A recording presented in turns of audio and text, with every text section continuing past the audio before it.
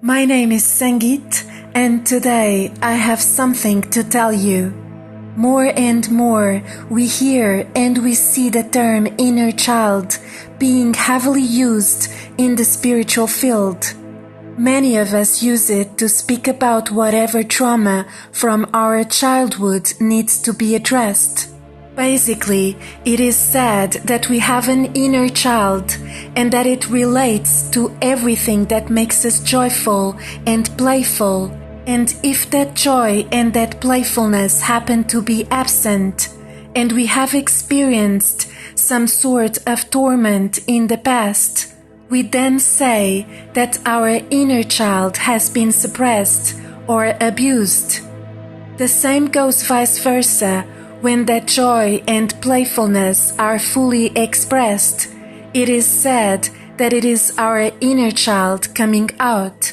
And as beautiful and poetic as this may sound, in reality, this goes way beyond this soft appearance, and it can very well bring us confusion and even serious repercussions. And for this reason, we are going deeper. By saying that we have an inner child, we are saying that we have an extra identity attached to us that remains apart. Supposedly, we are speaking of us as teenagers, adults, or seniors, with inner children, not of us as children, because to those we simply call children, right? This means that as we become teenagers, the children that we once were separate from whoever we become afterwards and gain life on its own, forever expressing whatever was imprinted on them, good or bad.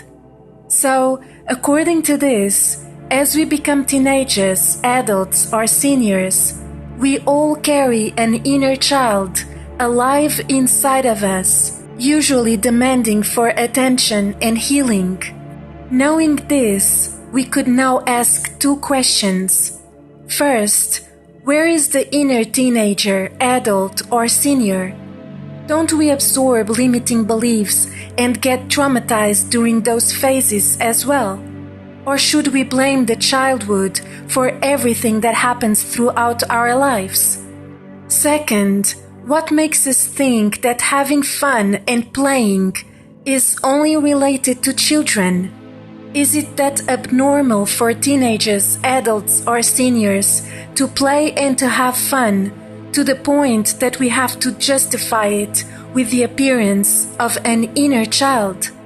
Now, what does having an inner child really mean and imply?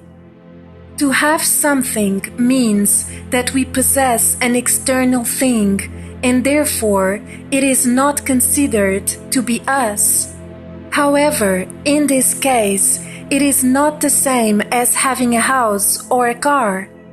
The concept of inner child doesn't relate to an object that we possess and that has nothing to do with us or with our identity.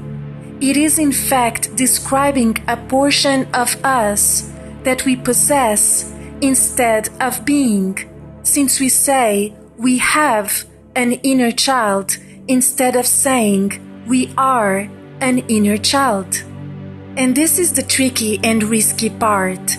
This concept relates to an inner child that is us without truly being, which makes it be more like a separated entity that comes out as and whenever they want, and therefore completely out of our control.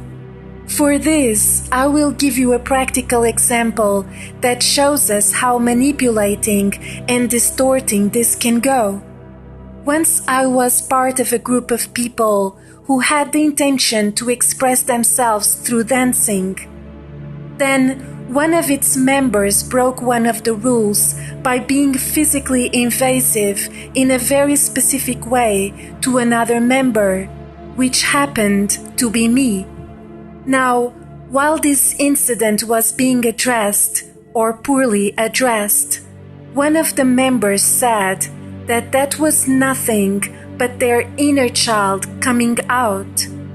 And although this may have sounded very wise and free-spirited, in reality, what it was a complete discard of that person's responsibility for their actions, assuming that they were not the one who acted disrespectfully, their inner child was, and that it was all with the purpose of playing and having fun, which left us with no space for accountability and with full space for unsafety and future unconscious and harmful behaviors of any kind.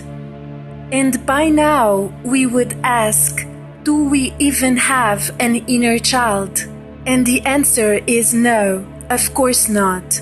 We are souls, energy, light, whatever we want to call it, and children, teenagers, adults, seniors, are only terms to help us identifying phases of life according to humans' age, which is totally irrelevant in what comes to who we really are as a whole.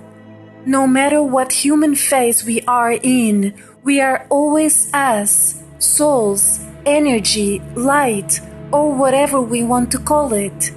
Who we are, what we do, with more or less pain and trauma, no matter what name we give, it is always us, no one else, with no additions, no divisions, no subtractions. And yes, we hear many theories, concepts, and ideas. We hear everybody speaking about so many things.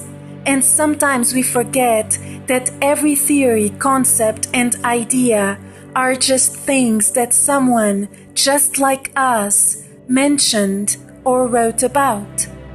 And yes, some of those things we can agree or resonate with.